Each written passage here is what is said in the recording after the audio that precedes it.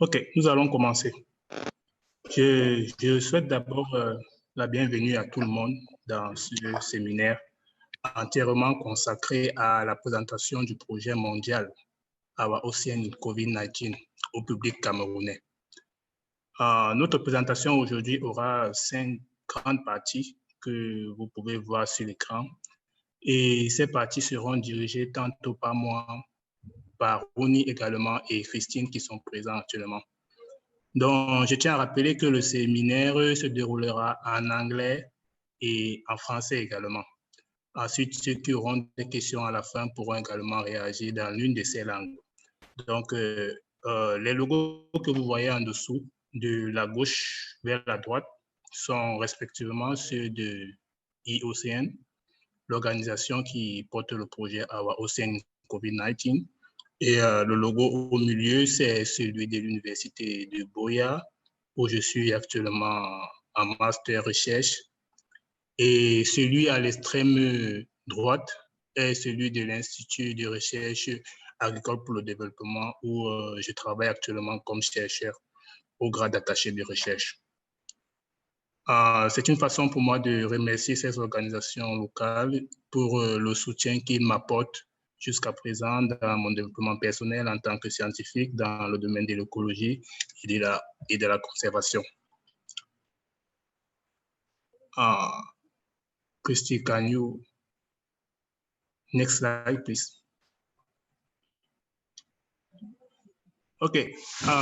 Je vais commencer cette présentation en m'introduisant moi-même pour ceux qui ne me connaissent pas. Donc, je m'appelle Lionel Yam, je suis ingénieur en sciences halieutiques.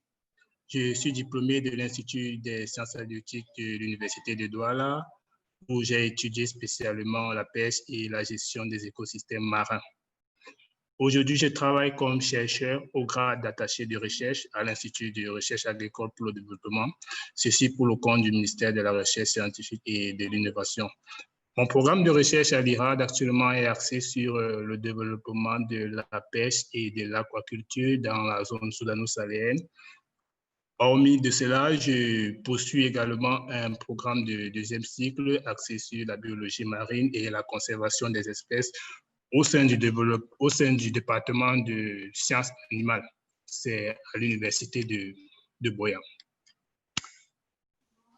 OK, avant qu'on ne soit coupé, j'étais en train de dire que mon expérience dans le domaine de la biologie marine et la conservation de la biodiversité vient de 4 années, pendant lesquelles j'ai travaillé avec des organisations locales et internationales dans le domaine de la conservation des espèces. Mes travaux actuels dans ce domaine portent précisément sur la recherche, l'éducation et la conservation des édasmobranches, y compris les requins et les raies.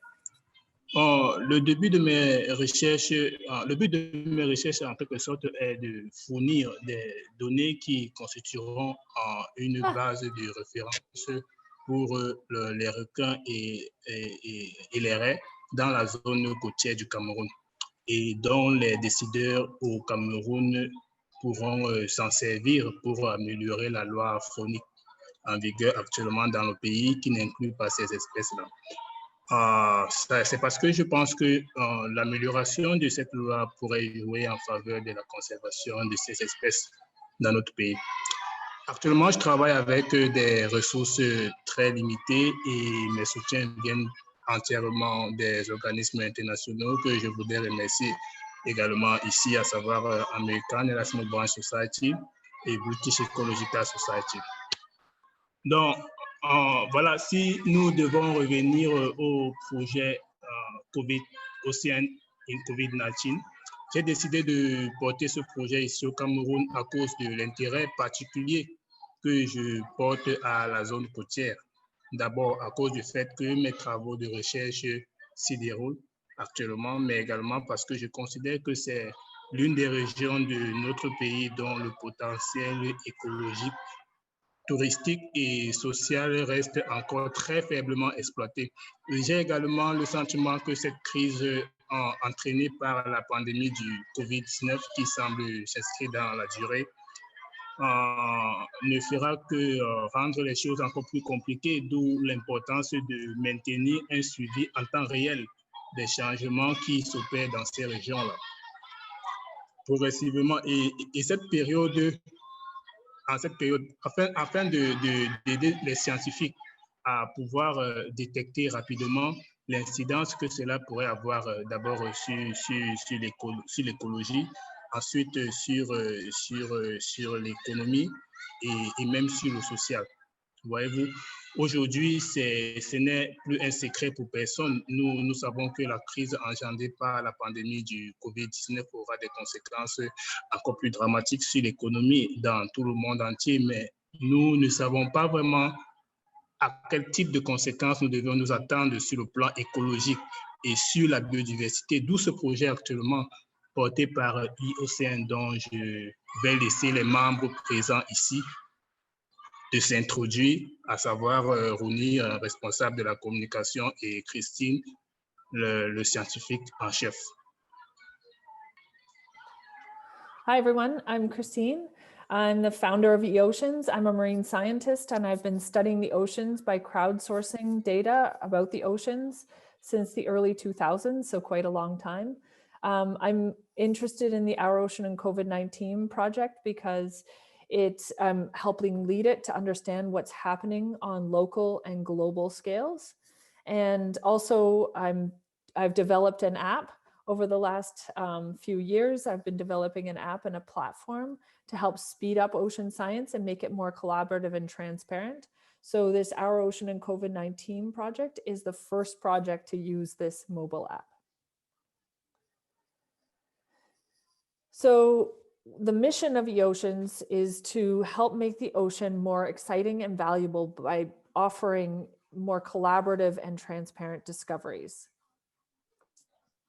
And we do this through the app. When you go to the ocean, if you go to the ocean, every observation that you make is a tiny piece of a much bigger puzzle. So the idea is that you go to the ocean, and if you see nothing, like no animals and a nice clean beach, or if you see something, all of those pieces can be put together. And so the idea with eOceans is that we want to stitch all those pieces of the puzzle together to get a more complete local, regional, national, and global picture. And back to you, Lionel. Les participants auront certainement des questions pour vous pendant que nous avançons dans ce séminaire. Alors, c'est quoi le projet? C'est quoi le projet Our Ocean in COVID-19? En quoi consiste-t-il vraiment? Et quel est l'enjeu d'un tel projet sur le plan local et sur le plan global? Vous voyez, déjà sur le plan local, Ronnie, can you... Okay. Déjà sur le plan local, le projet sera mené sur la façade atlantique du Cameroun. La côte atlantique du Cameroun, c'est ce que vous voyez actuellement à l'écran. Elle s'étend sur environ 400 km de la frontière avec le Nigeria, au nord à la frontière avec le Gabon et la Guinée équatoriale au sud.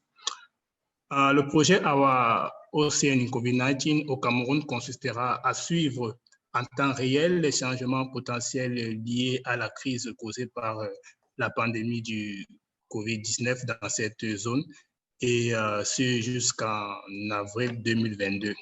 Mais alors, pourquoi nous faisons ceci? Okay. Depuis le début de la crise du COVID-19, nous avons remarqué que la quasi-totalité des secteurs économiques du Cameroun ont été fortement impactés. Que ce soit les transports, que ce soit le commerce, les services publics et même la pêche. Cela était presque inévitable puisque vous voyez, donc c'est pour cette raison qu'une crise en Europe, par exemple, ou une crise aux États-Unis peut facilement...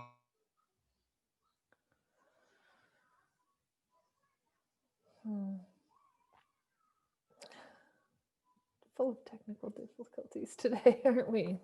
Lionel, we're You're frozen this time. Au Cameroun. Et les mouvements et autres. Et tous ces... Excuse me? You're back. You're good. OK.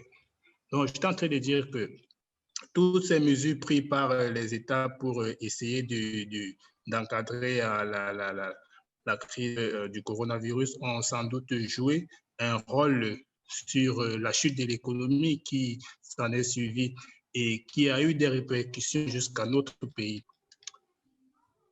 Next slide, please. Donc, j'étais donc en train de dire que, avant que ça ne se coupe, j'étais donc en train de dire que toutes les mesures que les nations ont dû prendre pour essayer de restreindre la pandémie ont sûrement eu une conséquence sur la chute de l'économie qui a impacté également notre pays, même comme nous n'avons pas vraiment eu des mesures draconiennes ici, telles que le confinement total et la restriction des mouvements et autres. Sur la zone côtière du Cameroun, le tourisme a également été touché de plein fouet par la crise, vu que le pays a enregistré un nombre record de baisse de fréquentation par les étrangers pendant cette période et les hôteliers ont constaté le vide dans les hôtels et les plages presque désertes. Next slide, Bonnie. Aujourd'hui, donc, nous anticipons et nous pensons que ces conséquences engendrées par... Non, go back, please. Donc, nous anticipons que cette crise engendrée par la pandémie du COVID-19 sur l'économie aura certainement des implications sur la biodiversité et sur la faune et la flore également, sur les récifs coralliens et les autres écosystèmes aquatiques. Donc, next slide, please. Donc, d'où le projet Our Ocean in COVID-19 au Cameroun. Donc, nous voulons avoir une perspective humaine des changements qui s'opèrent dans cette région pendant cette période. C'est la raison pour laquelle nous avons développé l'application e-Océan qui permet à tout le monde, qu'il soit scientifique ou non, de collecter les données sur ce qu'il observe sur la zone côtière, n'importe où il se trouve, et de l'envoyer dans le serveur pour que les scientifiques puissent les interpréter et anticiper des réponses pour tacler la menace que cette crise pourrait apporter sur la biodiversité, sur la diversité biologique de notre océan, quoi. Donc, next slide, please. Aujourd'hui, le projet se déroule dans 60 pays et nous avons déjà beaucoup de données collectées dans plusieurs pays, en Amérique latine et en Asie du Sud-Est également. Mais en Afrique, il y a très peu de données et ce que j'espère, ce que je souhaite, c'est que lors de la future présentation, il y ait plus de données, du moins, il y a une quantité importante de données qui montent dans le serveur également, les données concernant la côte atlantique au niveau du Cameroun. Next slide, please. Donc, ce qu'il faut retenir, c'est que les océans du globe aujourd'hui disposent désormais d'une application mobile qui permet aux scientifiques et non scientifiques de collecter les données de présence d'espèces ou non en mer ou sur la plage, en ligne ou hors ligne, et le tout en temps réel, quoi. Donc, j'aurai une vidéo de démonstration pour vous expliquer comment l'application marche et comment vous pouvez vous en servir. Bonnie, can you play the video? The ocean economy is valued at $1.5 trillion per year, providing essential products and services to 1 billion people. Many threats, like plastic pollution, ship collisions, and overfishing, have significant costs. On the other hand, there is ample opportunity to celebrate. Billions have been spent on conservation. Species have come back from the brink of extinction. Fisheries have improved. Tourism has value. Protected areas have grown. Although marine researchers work hard to track these changes, a lack of data means their discoveries often lag years behind ocean change. eOceans can help. Our platform was designed by Dr. Christine Ward-Page, an expert in crowdsourcing ocean data. Our mobile app allows all ocean explorers to become scientists by simply logging what they see. Our analytical tools provide researchers with real-time insights to monitor oceans by species, areas, and issues. Through our community feature, explorers follow how their data are being used to answer complex questions. eOceans is on a mission to help communities and researchers make real-time discoveries to celebrate success, or to mitigate and adapt to change on timescales that keep pace with business, society, and ocean change. Contact eOceans to get a team started in your community today. For the oceans, for us. Okay, thank you so much, Bruni. Maintenant, je vais laisser la parole à Christy et à Rouni d'expliquer l'application en profondeur. Elles vont faire la présentation en anglais, mais pour ceux qui auront des questions, vous pouvez les poser en français. Moi, je vais répondre. Pour ceux qui ont des questions en anglais, je pourrais également répondre comme Christy ou Rouni pourront également répondre, mais elles vont faire la présentation de l'application strictement en anglais. Rouni, can you go? Yeah, thank you, Lionel. Sorry about my lack of French. Yes, please do not hesitate to stop me if you need a moment for translation. So what we're asking you to do today is to download the eOceans app to be a part of this global project and to track your activities while you're at sea, log your observations, share what you are seeing, and follow along with the project as it progresses. So this app is meant to kind of be like a digital activity tracker for yourself, for your own information about how you are using the ocean and what you're seeing while you're out there, a logbook for you. And then as you are logging what you are seeing, you are also sharing to science. So when you go to create a log, you're first going to have to decide if you are going to do a single or transect log. So the single observation is great for an in the moment, a snapshot of what you're seeing. It's just one log in the moment. Or the transect or auto track function is great if you are doing an activity that's continuous. So if you are walking from the beginning to the end of the beach or going on a boat ride, it would be great to set the auto track feature and it just runs in the background. So it tracks how long you were doing that activity. And then as you are going about whatever you are doing, you just add logs as you go.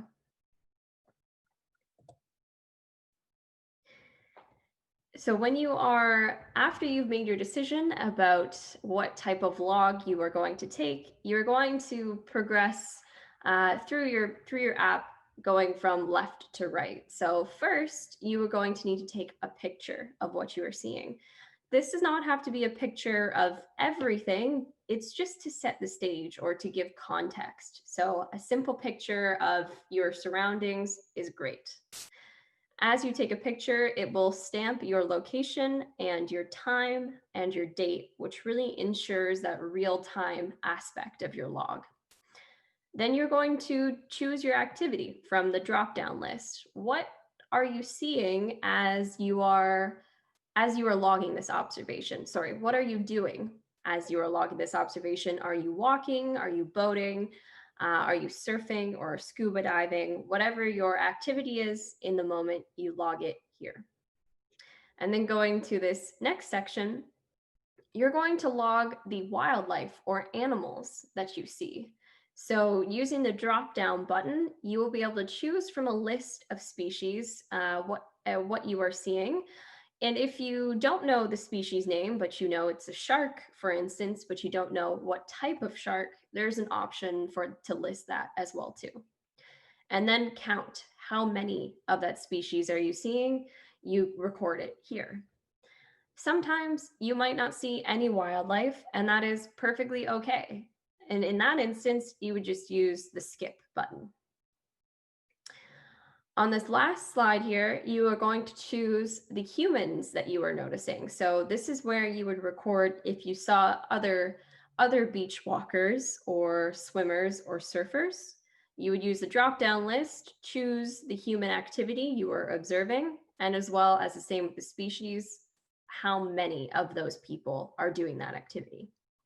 As well as pollution is something we can track with this app too. So are you seeing plastic pollution like plastic bottles or face masks and gloves have been pretty prominent throughout this time right now? And then how many of those are you seeing as well? And just like the wildlife, you can skip this part. If you're just seeing a clean beach with nobody around, it's still a valuable log to take.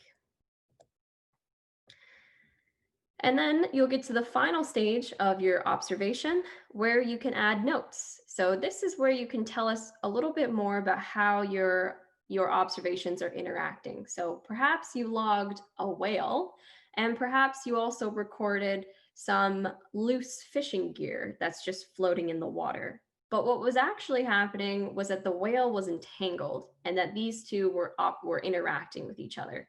In this note section, that's where you would add that using hashtags. You also verify that everything looks correct, that you recorded everything accurately to your best of your ability, and then you save. And then after that, you have created your first log for eOceans. You will also see a community channel in the app, and that is where you will be able to follow other teams and our team as well on what data that they're collecting. So this is a feature that's coming soon, but this is where we hope you will be able to keep in touch with how the project is progressing. You also have a web application or on your browser with your laptop, you can go and see your previous data using the dashboard, the eOceans dashboard. This is where you can edit any of your past records, and you can also see the global effort that's happening. So you can look at other areas around the globe who are also participating in this project. There's also a feature to download your own data. So if you are a researcher who might be interested in downloading your own data for analysis, that is an upgrade that we will be also offering. So one point that I would like to make is that you own your data. So the only people who see what you are, the specifics of what you're recording, say your location and type of species, is you and the teams you choose to share it with. So right now, when you use the app, you are choosing to share it with the eOceans global team for the Our Ocean and COVID-19 project. But soon you will see a team for your region led by Lionel on the app. It will say Our Ocean and COVID-19 Cameroon, which you will be able to join. And then your data will go directly to Lionel for interpretation. But we hope as the app continues on that more people will want to answer questions of their own with the app. And that's where they will be able to form teams. And as an individual, if you align with a certain team's research question, you can join them as well. Okay, back to you, Lionel. Okay, thank you for your presentation, Rooney. I'm going to answer some questions that people used to ask concerning the apps. Donc, je vais répondre aux questions fréquentes qui nous parviennent régulièrement concernant l'application. Alors, la question régulière qui vient généralement, c'est est-ce qu'on peut utiliser l'application en hors ligne? Oui. Donc, l'application fonctionne en hors ligne également, c'est-à-dire vous pouvez télécharger l'application, le synchroniser en ligne, vous pouvez collecter même les données en hors ligne si vous voulez. Donc, tout va se passer lorsque vous allez vous connecter sur Internet. Il y aura donc la synchronisation automatique qui va envoyer les données que vous avez collectées directement sur le serveur de e-Océan. Donc, indépendamment si vous avez choisi de partager avec l'équipe locale ou bien avec l'équipe globale, comme Ronnie expliquait tout à l'heure. Donc, l'option de partager avec l'équipe locale n'est pas encore disponible. Donc, maintenant, toutes les données que vous collectez à travers la plateforme est envoyées directement à l'équipe globale e-Océan. Donc, mais bientôt, il y aura une possibilité de partager ça avec seulement l'équipe du projet au Cameroun, par exemple. Donc, l'autre question qui vient régulièrement aussi, c'est est-ce que on peut comment dire, est-ce qu'on peut prendre, est-ce qu'il faut uniquement prendre les photos des observations des espèces, par exemple, tu as des tortues marines ou bien baleines ou bien dauphins? Non, pas forcément. Donc, avec l'application, on ne demande pas aux scientifiques ou non de prendre des photos des observations uniquement. Vous pouvez juste prendre des photos de l'environnement dans lequel vous vous trouvez, que ce soit juste la plage vide, que ce soit ou bien de l'activité de pêche, mais que vous pouvez essayer d'expliquer le contexte dans lequel vous avez pris l'application et également ce que vous étiez en train de faire au moment où vous avez pris la photo. C'est-à-dire vous expliquer le contexte dans lequel vous avez pris la photo et également ce que vous étiez en train de faire lorsque vous avez pris la photo. C'est-à-dire que ce soit une photo où il y a des espèces qui apparaissent ou non, c'est important pour l'analyse des données. Voilà, donc nous n'avons pas besoin de prendre les photos de tout ce que nous voyons, c'est-à-dire vous prenez simplement une photo de la zone qui fournit un contexte global sur ce que vous et les autres avez enregistré, quoi. Donc, c'est un peu comme ça que ça fonctionne. Can you skip? Donc, maintenant, c'est à vous de jouer. Engagez-vous dans ce projet mondial et faites connaître l'application aux personnes autour de vous. Il y a également une possibilité de devenir des e-Océan Partners. E-Océan Partners, en fait, c'est des organisations qui veulent bien nous aider dans ce projet, c'est-à-dire à vulgariser l'application, à promouvoir l'application au sein de leur réseau, sur les sites Internet et dans les publications. Comme ça, en retour, nous, ce qu'on va faire, c'est essayer de mettre en lumière ces organisations-là sur notre site Internet e-Océan, également sur notre page Facebook, et également faire ressentir la contribution de ces organisations-là sur la publication que nous préparons également. Donc, si parmi vous qui écoutez actuellement, si il y en a ceux qui pensent que leurs organisations peuvent jouer un rôle en tant qu'Océan Partner, et ils ont juste à me contacter et moi, je vais les donner les conditions et comment est-ce qu'on pourrait s'entendre pour que cela marche bien. Donc, je vous invite également à nous suivre sur les plateformes en ligne, sur Facebook, ou sur Instagram, sur Twitter et sur YouTube également. Donc, vous pouvez partager le contenu de notre application avec le hashtag OOCV19 ou hashtag e-Océan. Oni, next slide, please. Donc, je vous dis merci d'être venu aujourd'hui et merci de nous avoir écoutés. Donc maintenant, on va passer à la séance des questions-réponses. Ceux qui ont des questions peuvent poser et moi ou Ronnie ou Christy vont répondre. Merci beaucoup. Merci beaucoup, Lionel.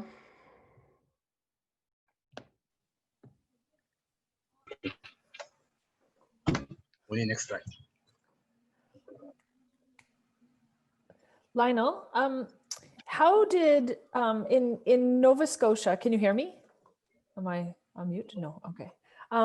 Here in Nova Scotia, when businesses shut down in early March, everyone went to the ocean. And then there's not enough beach access for so many people. So they actually had to close the beach accesses because it wasn't safe for social distancing. So did any of that happen? No.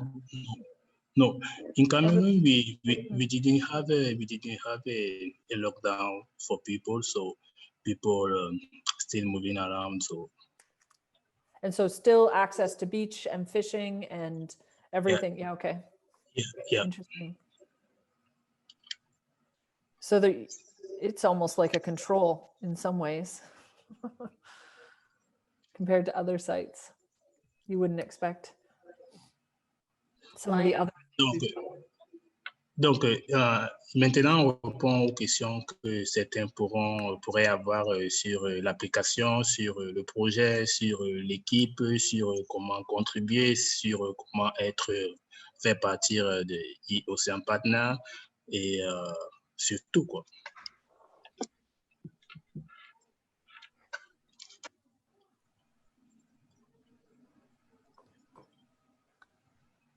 You were also mentioning, Lionel, that because there wasn't a lockdown, people were coming from away to fish your waters, right? Like from outside of Cameroon?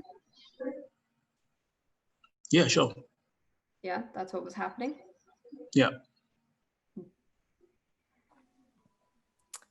Do you know where from and what they were fishing? Oh, most people are coming from Nigeria. Yeah. And do you know what they fit? What are the biggest fisheries there? Oh, the biggest fishes, I don't know, maybe.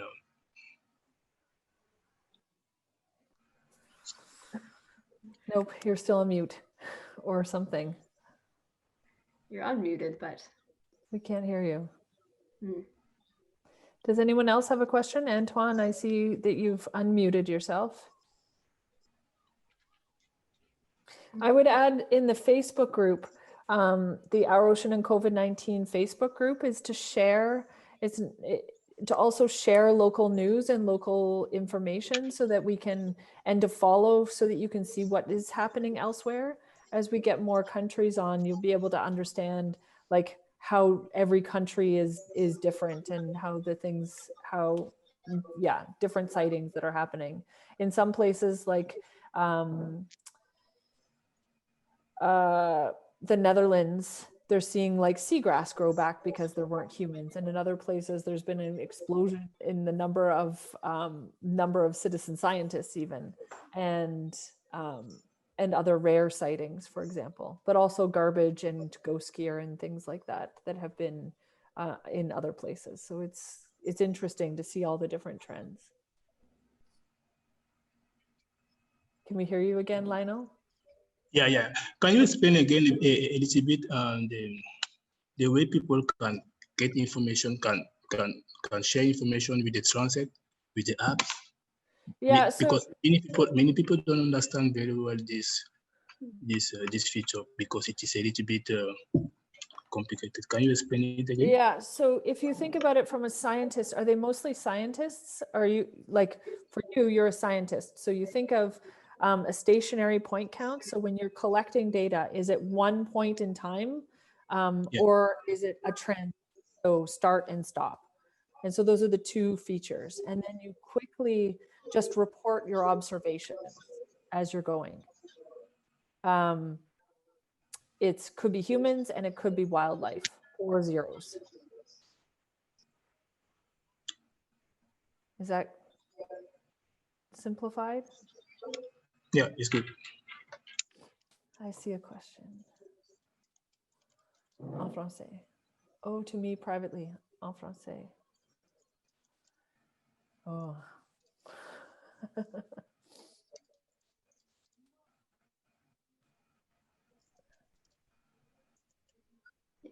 I will have to translate that question because I can't. if you can copy and paste it to the larger group.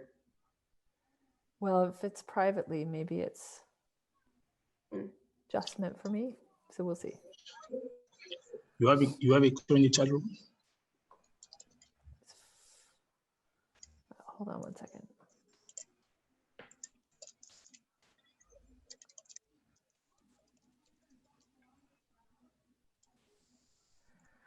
What are the possibilities of financing projects in the field of animal production? Oh, I don't know. For animal production, does that mean like exploitation? Did that question come from Antoine? Antoine, yeah. Antoine just raised their hand, so Allô? Antoine, if you'd like to speak loud, go ahead. Oui, bonsoir à tout le monde. C'est un plaisir pour moi de pouvoir participer à cet atelier. Depuis je cherche à vous joindre, je suis en train de, c'est ma première conférence e-zooming. Je suis chercheur à l'IRAD également dans le commerce extérieur, plus précisément dans la zone de Yagua, au bec du canard, entre le Cameroun et le Tchad. Je suis spécialiste des productions animales.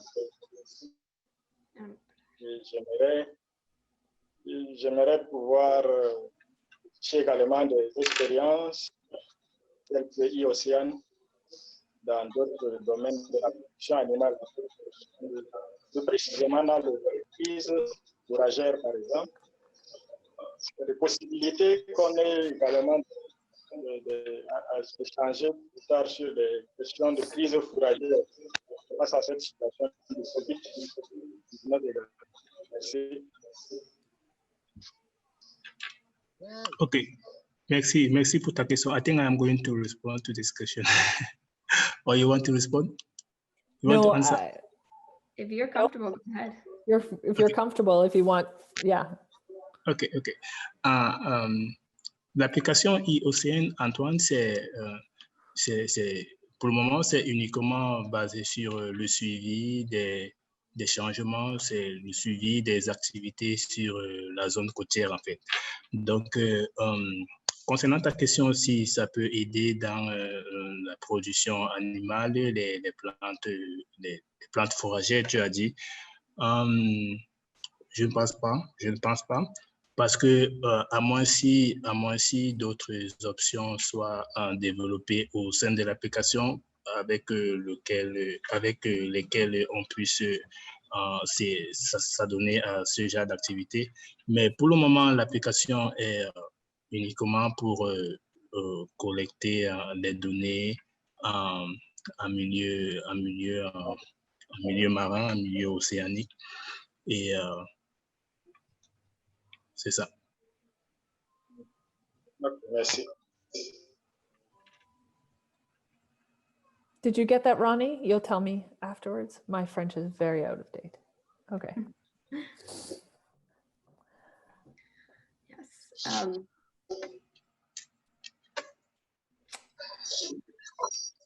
Okay, well, that is it for questions. Then I think we'll wrap up here. And a big thank you again to Lionel for leading this webinar and helping us out, because we truly would not have been able to get through it without you. Yes, there will be this will be recorded for anybody who wasn't able to attend.